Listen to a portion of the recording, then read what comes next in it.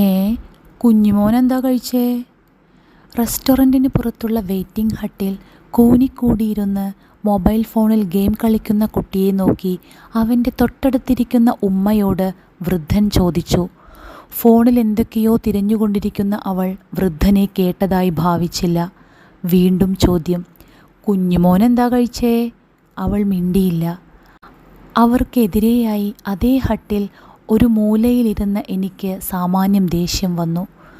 ആ വൃദ്ധനൊരു മറുപടി കൊടുത്തൂടെ എന്ന ഭാവേന തെല്ല് രൂക്ഷമായി ഞാൻ അവളെ നോക്കി. കുഞ്ഞുമോൻ എന്താ കഴിച്ചേ?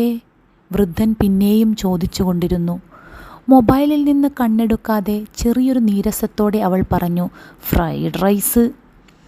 ഒരു മറുപടി കിട്ടിയ സന്തോഷത്തിൽ വൃദ്ധൻ പുഞ്ചിരിച്ചുകൊണ്ട് ഗെയിമിൻ്റെ ചലനങ്ങൾ അനുകരിക്കുന്ന കുട്ടിയെ നോക്കി.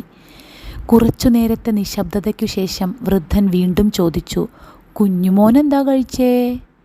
ഫ്രൈഡ് റൈസ് ഉപ്പപ്പാ, എന്താ ചെവി കേൾക്കൂലേ? ഗെയിമിൽ ഫെയിലായ ഈർഷ്യ മുഴുവനും അവൻ ആ വാക്കുകളിൽ നിറച്ചിരുന്നു. വൃദ്ധൻ പുഞ്ചിരിച്ചു. റെസ്റ്റോറൻറ്റിൽ നിന്ന് മറ്റുള്ളവരും പുറത്തു വന്നപ്പോൾ ഉമ്മയും മകനും ഹട്ടിൽ നിന്നെണീറ്റ് അവരോടൊപ്പം ചേർന്ന് ഉച്ചത്തിൽ സംസാരിക്കുകയും ചിരിക്കുകയും ചെയ്തു. അവർ മുന്നോട്ട് നടന്നു നീങ്ങി. വൃദ്ധൻ്റെ കണ്ണുകൾ അവരെ അനുഗമിച്ചുകൊണ്ട് ചോദിച്ചു, കുഞ്ഞുമോൻ എന്താ കഴിച്ചേ? വൃദ്ധനിൽ നിന്ന് നടന്നു മറയുന്ന അവരിൽ നിന്നൊരാൾ എന്തോ മറന്നുവെച്ചത് തിരിച്ചെടുക്കാൻ എന്ന പോലെ ധൃതിപ്പെട്ടു വന്നു. ബാപ്പ പോരുന്നെങ്കിൽ പോരി, എല്ലാവരും അങ്ങെത്തി.